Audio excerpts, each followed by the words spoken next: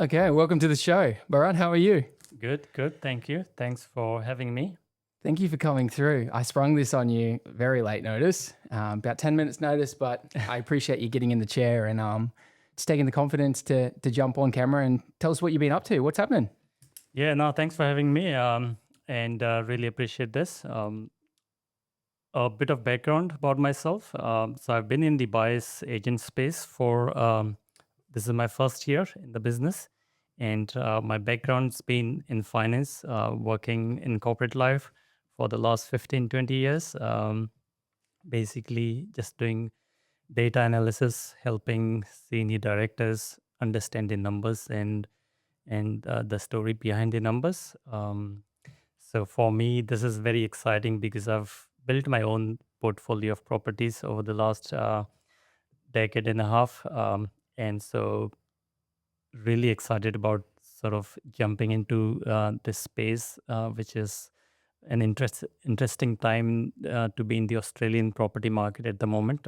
Everything's moving so fast, and so for me, I'm looking forward to kind of help more and more people into the property space and making sure they they have a story and they understand the reasons behind why and what they're buying as well. So, this is the best kind of operator, in my opinion. Someone who they're not necessarily selling a service, they're selling a system that's worked for them. Yes. Which it sounds like is what you've been up to. So, when you're in data analysis, talk about your initial property portfolio. So, what were you buying? What were you looking for? You're working, I'm assuming, full-time corporate job, but on the weekends picking off properties. Yeah, so it's interesting. So I've lived in New Zealand for last 15 years before coming to Australia, and that's where I started my property journey. And so uh, a funny story that I have is my first property, I bought it using a friend's credit card because I didn't have enough deposit. And I was lucky to have a circle of friends who were sort of getting started into property as well. So that's why the company matters, I guess. But yeah, so I bought that with their credit card, and the next 6 months I sort of put my head down working 80 hours weeks to pay them back. But everyone has their own time of you've just got to be ready to sort of get your foot on the ladder. And as you've seen with so many stories out in the media, like once you're on the property ladder, all you need to do is just surround yourself with the right professionals, and um, that can lead you to a very positive outcome based on your own goals and strategy and what you want to achieve in life. I completely agree with that. I'd almost ask what bloody credit card was that because the It credit was card. 20k basically, so it wasn't like a It massive. wasn't the $1 million houses that are No, getting no, around out no. here. It was like 500 something. Yeah. Okay, brilliant. All right. Well, moving on from that question. Uh-huh. So in New Zealand, is that where your first property was? Yes. Okay, 20 grand property. Cool. And did you keep that property? Yes, so I had that property, and then I bought another one using the equity from that property. Right.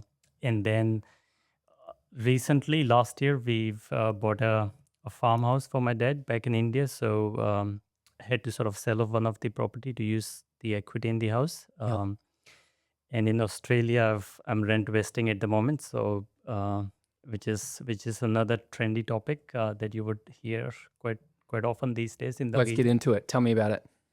So rent vesting is something where if someone wants to have a lifestyle, but also want to enter the property market, you basically live in an area where you have your lifestyle, and you may possibly not afford to buy there, and then you buy somewhere where it makes sense for your money to grow. Rent that out.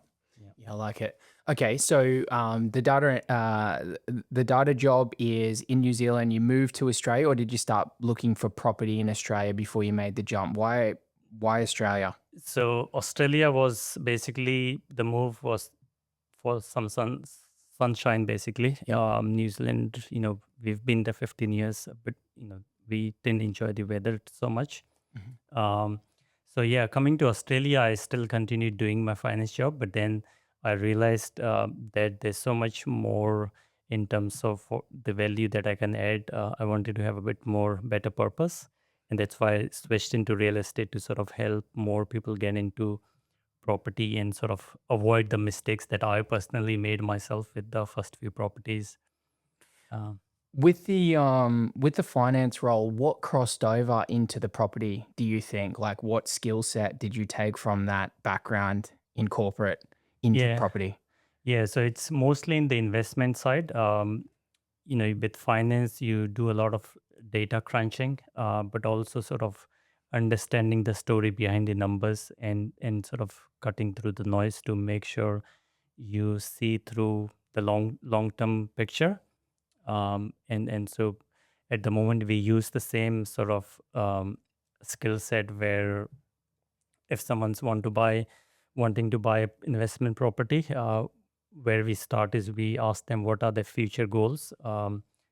We build a strategy with them, because it's like a GPS. If you want to go somewhere, you've got to put it in the map what your end location is, right?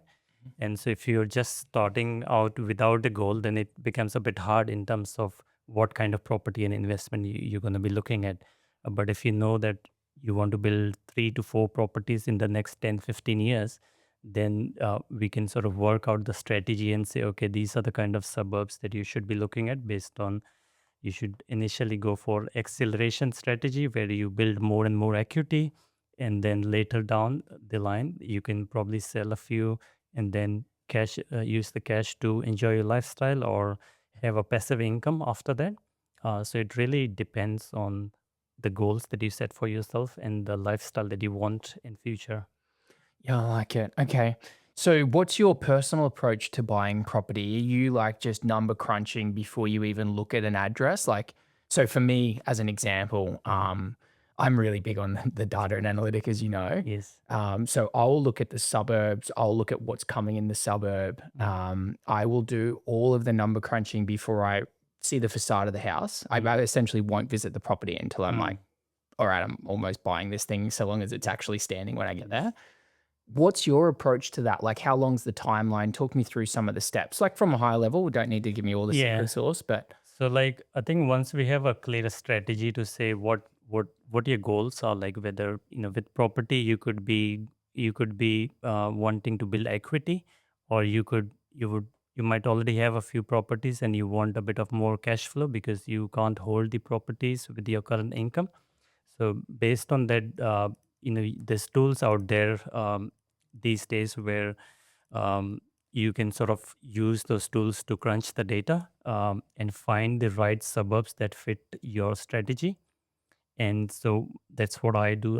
Based on your strategy, your budget, your risk appetite, your the kind of longevity that you want to hold a property for, look at all the factors and then shortlist a bunch of suburbs, and then also sort of rank them based on what is more important to you out of those shortlisted suburbs.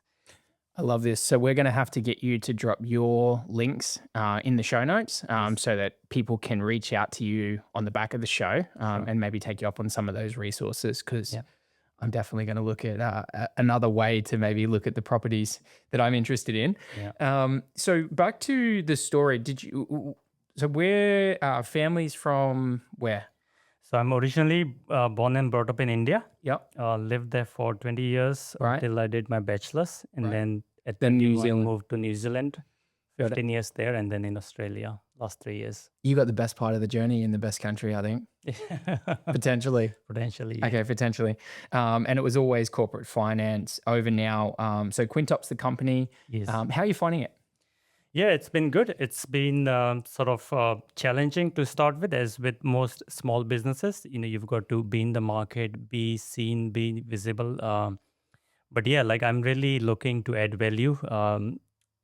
For me, it's the impact that I want to make in people's lives. So if there's anyone who's struggling with with the information overload in the market, properties is such a topic that 97% of people have an opinion in property, and then the rest 3% don't exist. Pretty much everyone. So yeah, but yeah, really like you've got to sort of set your goals, crunch through the numbers, and surround yourself with the professionals. Um, that's what I'm trying to do, with the little space that I have as well. This is a selfish question, but residential or commercial? Where do you go? So I'm residential. Yeah. Again, like a lot of people ask me, should I buy commercial? Should I buy residential? And again, it all comes down to your strategy, where in your property life stage you are at the moment. Um, in general, like again, I'm not a financial advisor, so I won't give any financial advice because I don't know anyone's situation. But the general concession is basically that if you're starting out, you go residential. You get used to the market, learn the process, and then when you're more comfortable, when you've built a decent amount of equity, then you go into commercial, because the risks are higher. There could be longer vacancy rates, etc. Mhm. And yeah, but it all depends. Like, commercial is good for definitely like cash flow and all of that. But yeah, you need to have that exposure to investments before you jump into commercial. This part of the show is usually where I say, if someone's stuck at X, what would you suggest? But I think if someone's stuck at the start, my suggestion is to reach out to someone like yourself first step, and basically crunch the numbers and have a plan going into it. Yeah. From a personal opinion on like the property side, I was very conservative, so I was like really watching for months, years even. And but once you get in, you can, you get your footings right. I feel like it snowballs quite well. Yeah. If you do it right and you have a good team around you, experts that you can lean on, as you know, just be able to pick up the phone. Hey, what do you think of this suburb? Yeah. And then just have an oversight of that, and that makes a huge difference. So, Absolutely. Yeah. okay, cool. Now, so path forward, what are you doing from here? So, where are you growing into? Where's your focus? What are you working on? Yes, I'm basically working for first home buyers or principal place of resident purchases. I look after Brisbane pretty much. I'm based in the Redland city, so I know this area very well. But if someone's wanting to buy to live in Brisbane anywhere, I can sort of help them out. For investors, I am sort of again looking at the Queensland market based on the licensing that I have. But if someone's wanting to buy in the Melbourne market as well, I've got people on the ground who can help as well. Mate, thank you so much for coming on the show. Before we get off, just maybe the website or the email or a best place to reach out. We'll drop those in the show notes. But if you just want to tell us where they can find you from here, that would be great. Sure, thank you. So, Quintop Properties, business name is Quintop Buyers Agents. You can jump on the website quintopbuyersagents.com.au, or just follow the phone number in the link.